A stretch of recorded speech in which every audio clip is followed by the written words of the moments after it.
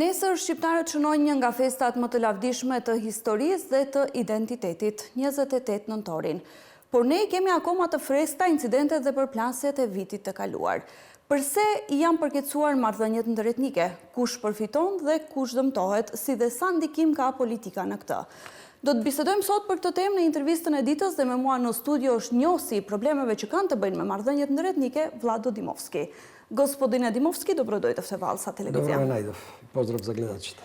Еден ден пред еден многу важен празник за албанците во нашата земја, меѓутоа во албанците воопшто, имаме информации дека веќе Министерството за внатрешни работи подготвил некој план за да не се повторат инциденти, можни меѓуетнички инциденти. Меѓутоа, сакам вас да ве прашам зошто од година на година се повторуваат вакви инциденти во важни празници или културолошки настани кои се важни за идентитетските прашања на граѓаните од македонско-албанско потекло. Ако морам да одговорам многу кратко, ќе кажам дека тоа е за политички интереси, но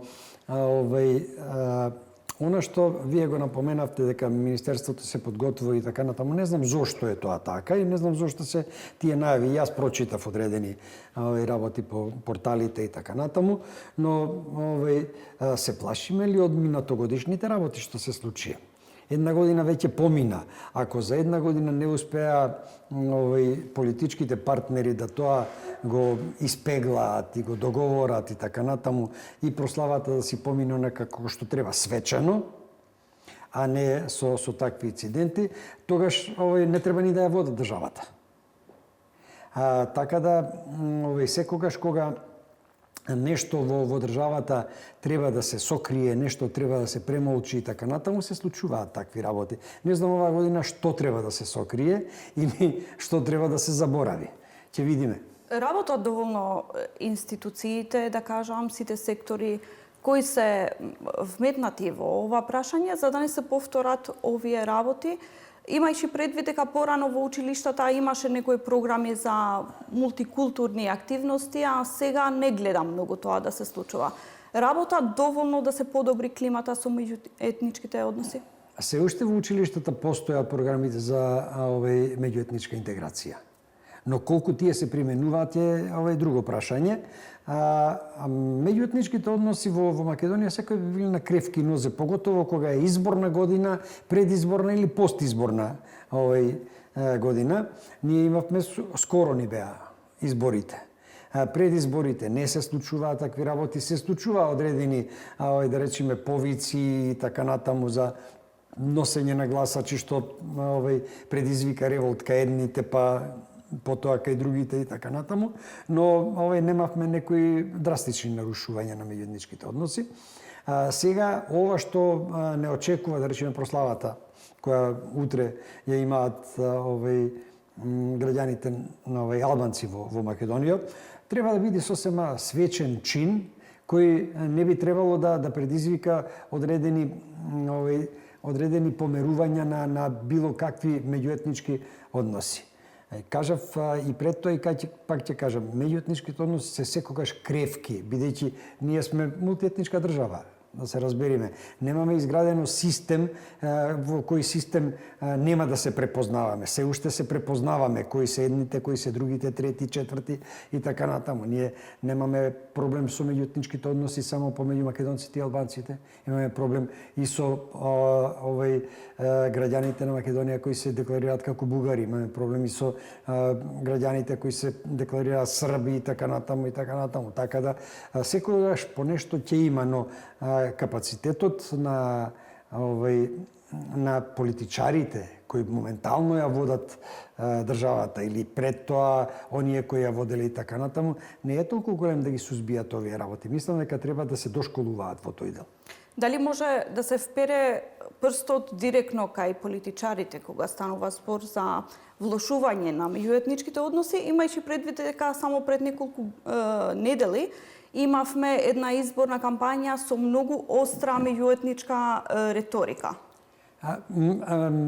Острата меѓуетничка реторика која беше вербална не е толку страшна. Страшно е она што, да речеме, може да се случи после тоа. Бидејќи влија кај граѓаните и кај гласачите, Влијае особено во во изборен период. Знаете што, на многу не ми е гајле на политичарите дали ќе влијае на кај гласачите или не.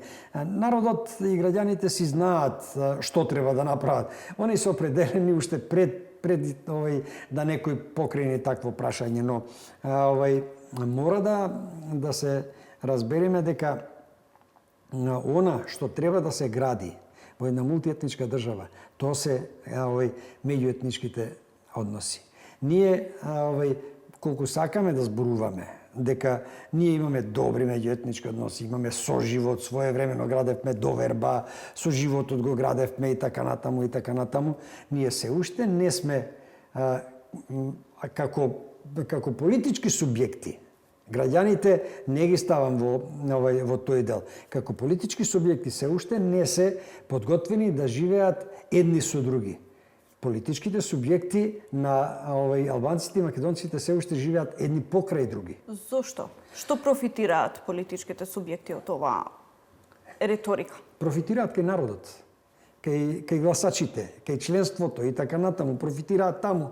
Друго, не знам, не можам да препознам што друго би профитирале. Нели? Се употребуваат, таквата реторика се употребува најчесто пред одредени изборни циклуси, за да се профитира за тие избори, како и што имаме милион примери такви. Не е тоа сега, не имаме со години таква реторика. Од каде треба да се почне за да се развие, да се гради една толеранција и почит кон другиот, имајќи предвид дека ние навистина имаме различни идентитети, меѓутоа живееме во една земја со исти социјални и економски проблеми?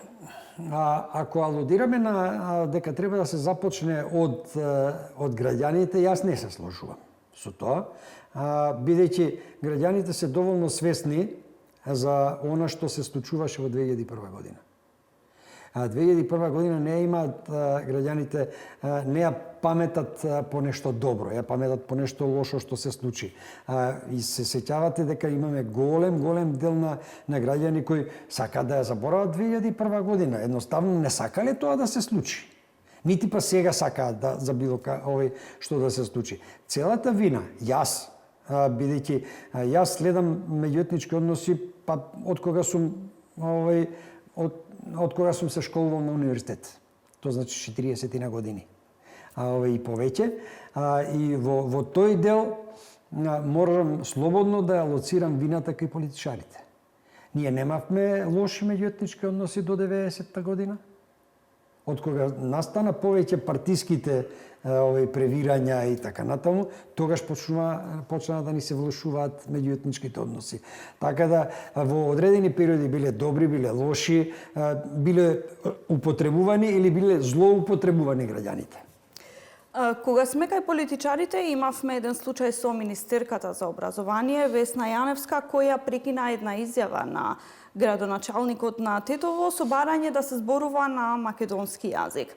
Барам еден општ коментар од вашата страна. Што мислите за политичарите македонци кои одбиваат и после неколку години да учат албански јазик, иако водат една институција, една партија, еден сектор на држава каде што 1/3 од граѓаните се албанци? Барем за почит, за толеранција или треба да знаат основно ниво на албански јазик. Ја гледав тој чин го прегледав неколку пати и така натаму. Мислам дека министерката Јаневска во тој дел не успела претходно да се договорат. Они се политички партнери, да се договориме, владини партнери во Република Македонија. И ако со владиниот партнер не се договорите за она што денеска ќе го имате, дали е тоа одреден брифинг, дали е тоа пресконференција, дали е тоа било каква друга седница и така натаму, за начинот на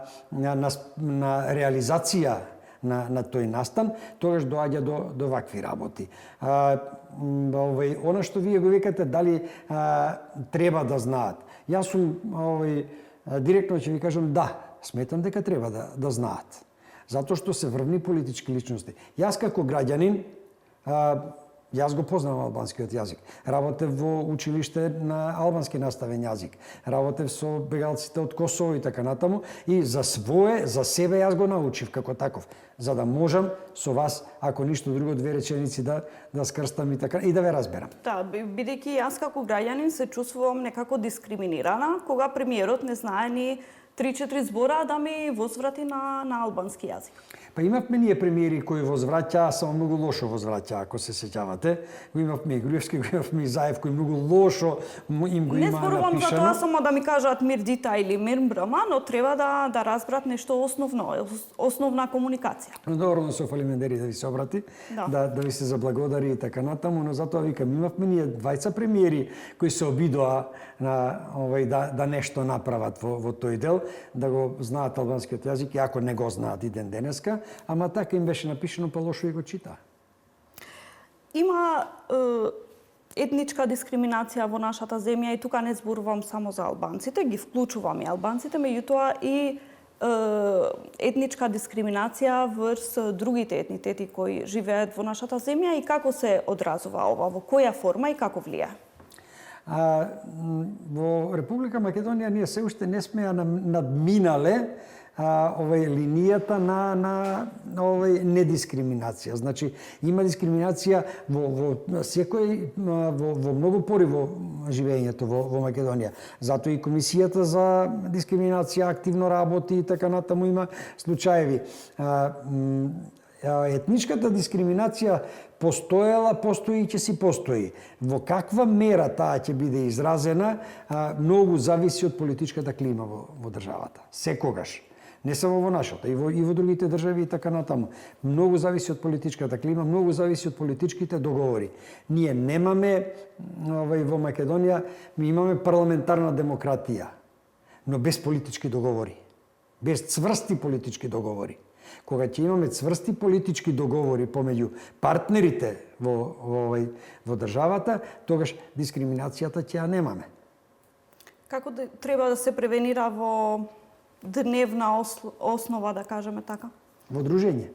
Апсолутно. Јас, ако ви кажам дека уште на факултет, кога бев, јас се дружев многу со моите колеги тогашни, албанци и така натаму, и ден денеска ние сме куќни пријатели и така.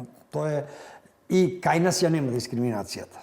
Колку често гледате вие да се дружат млади албанци и македонци, да направат заеднички активности, забавување? Не често. Не често. Искрено не често, бидејќи кога се создаде една клима на некоја си револуција, што ја нарекуваа шарена и така натаму, јас учествував во тие активности, но никој пат не се согласив дека е тоа некоја си шарена револуција, затоа што јас не учествував во шарањето. Лично не. Но тука имавме некое дружење, ама тоа беше политичко дружење, организирано од политички субјекти. Кога ќе имаме дружење на спортски надпревар помеѓу навивачките групи, на едните клубови, другите клубови, или ќе навиваат за репрезентацијата на Македонија, за било кој спорт и така натаму, тогаш веќе ќе почнеме да размислуваме дека да, ние надминавме едно ниво и почнуваме да се дружиме. Тоа не се случува, а гледаме дека се случуваат инциденти во спортски надпревари. Дали тоа што нема казни во овие случаи влијае да се повторат пак? Јас многу убаво се сеќавам, вие сте помлади и така натаму, се сеќавам на Хейсел во Белгија, стадионот кога се сруши, тоа беа англиските навивачи, кои беа многу луди во тоа време и така натаму и така натаму. Англија успеа да ги смири. Значи, сега во Англија немате ниеден спортски објект, стадион кој има решетки за да не може да влезат, тоа си седат до самиот терен и така натаму. Затоа што англичаните изградија закони кои закони ги почитуваат. И сега на секој стадион во Англија имате соба за судија, судија за прекршоци, ако нешто направи директно оди таму и право го транспортираат во затвор. Кај нас тоа траат процеси со одбрани со 300 чуда, така да и обично немаат ни заклучок, ни епилог во овие случаи. Нема. Ви благодарам многу што бевте дел од ова интервју во Алса телевизија. Ви благодарам и вам. Ваш дојм пас пак ме информационата тира.